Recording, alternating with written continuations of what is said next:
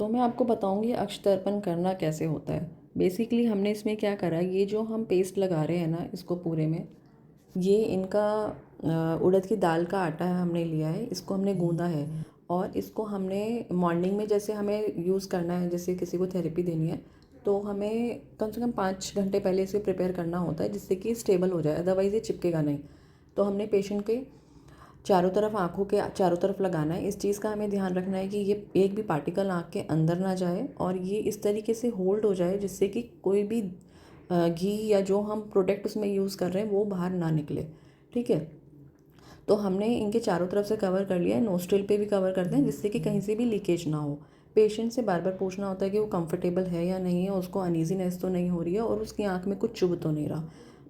Procedure start करने से पहले हमें पूछना होता है कि पेशेंट का कोई ऑपरेशन तो नहीं हुआ। अगर ऑपरेशन हुआ है तो हमें उस टाइम पे नहीं करना है, एटलीस्ट 6 मंथ्स का गैप होना चाहिए। बेसिकली इसमें हम 2 प्रोडक्ट यूज़ करते हैं, एक तो हम त्रिफला घृत यूज़ करते हैं, दूसरा हम सोम्या रस यूज़ करते हैं। सोम्या रस को बनाने के लिए, सोम्या वाटर को बनाने के लिए हम गुलाब जल, वाटर और थोड़ा सा कपूर उसमें डालते हैं। इसकी क्वांटिटी परफेक्ट वे में पता होनी चाहिए।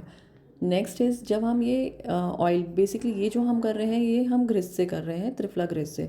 हमने पेशेंट की आंख पे डायरेक्ट नहीं डालना होता, ये हमें सेंटर पॉइंट पे डालना होता है, मतलब अंजना चक्रा पे, जिससे कि पेशेंट को आंख पे कोई प्रेशर या कोई दर्द फील ना हो। अंजना चक्रा पे हम जब डालेंगे, मतलब सेंटर में डालेंगे आईब्रोज के बीच में, तो ये ऑटोमेटिकली दोनों तरफ डिवाइड हो जाएगा और हमें हमें एकदम नीचे से भी नहीं डालना और बहुत ऊपर से भी नहीं डालना, एक मिड लेवल पे हमें रखना है।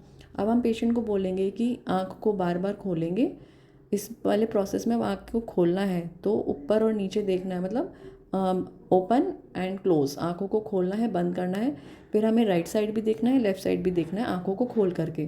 तो इस प्रोसेस से क्या होगा, हमारे जो ऑयल की लुब्रिकेशन है वो पूरे आँखों में हो जाएगी। इसका बेनिफिट ये रहता है, जिनकी आँखों में ड्राइनेस बहुत ज़्यादा रहती है या जिनको ग्लूकोमा की प्रॉब्लम है या कंजक्टिवाइटिस है, तो उस प्रॉब्लम में बहुत ज़्यादा काम करता है। जिनका स्क्रीनिंग टाइम बहुत ज़्यादा रहता है उनके लिए बहुत ही बेनिफिशियल है।